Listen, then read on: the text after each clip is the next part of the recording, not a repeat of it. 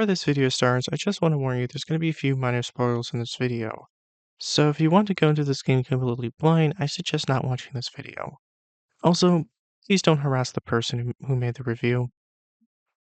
Now, I recently got finished with Mario and Luigi Brothership, and honestly, it's a pretty damn good game, and it has a very dark twist by the end.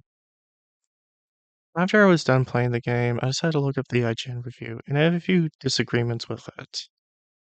So, let's get started. Having the Mario Brothers sail this giant island ship hybrid around to uncover new islands is a great idea on paper, but in practice, nautical navigation boils down to this pretty unspectacular ocean map where you pick your next destination and then wait as you inch your way there. I never felt any sense of discovery like that of The Legend of Zelda: The Wind Waker, or even of the small open ocean segment of Paper Mario: The Origami King.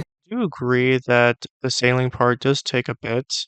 However, one thing you can do to pass the time is do a bunch of side quests, and there's a lot of side quests to do in this game. And these side quests actually do expand some of the characters.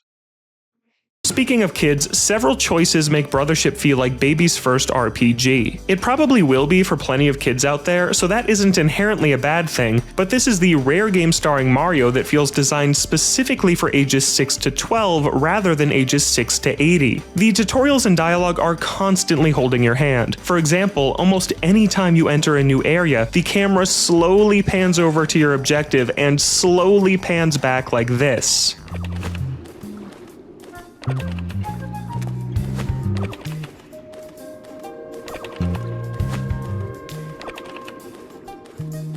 And it's followed by an unnecessary explanation, usually from new assistant named Snoutlet, who basically spells out exactly what you need to do. I played the game myself, and I think he is over-exaggerating here.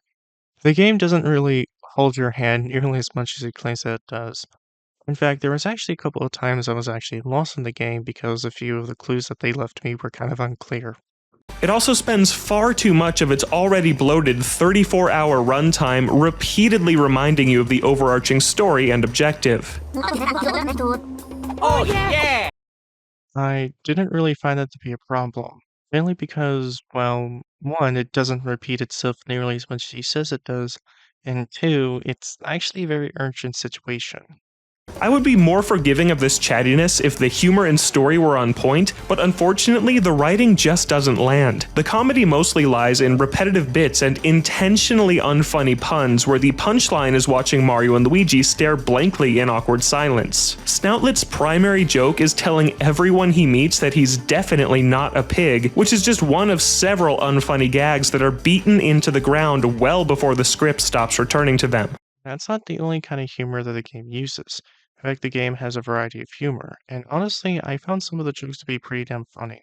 Brothership makes an admirable attempt at telling a story about the importance of connections, but it's another area where the idea is better than the execution. The writing is just so unoriginal, and I didn't get attached to any of this large cast in the same way I have with so many companions from past Mario RPGs. Some of that may come down to character design. I love how Mario, Luigi, and many enemies look, but the power outlet-shaped residents of Concordia just didn't resonate with me. Their blocky look is a bit rudimentary and clashes with the style of characters from the Mushroom Kingdom.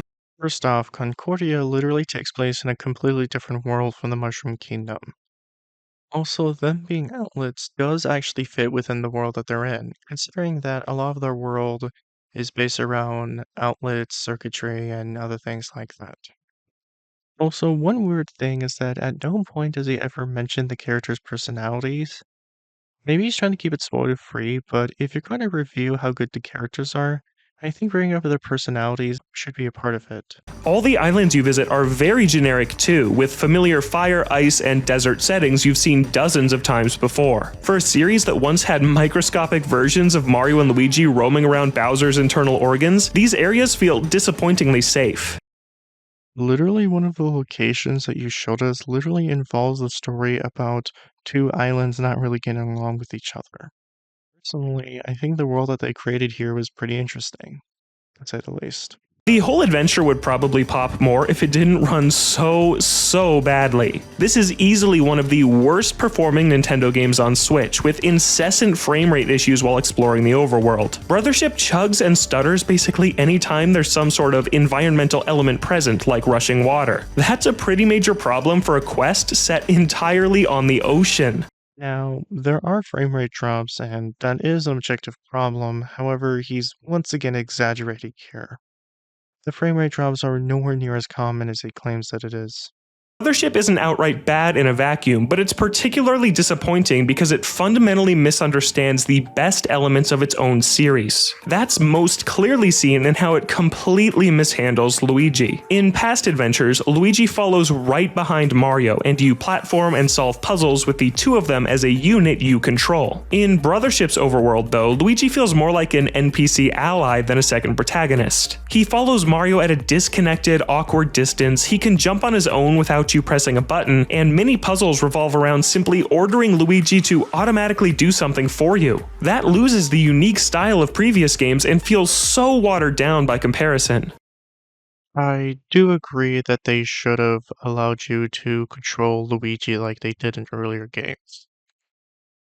Though I do think they do some interesting things with Luigi in this game as well. The odd thing is that certain areas seem like they were designed for the old system and are now completely pointless, like platforming segments where Mario needs to jump on the red platforms and Luigi follows suit on green ones. Once you've moved Mario, you just twiddle your thumbs as Luigi does his part on his own.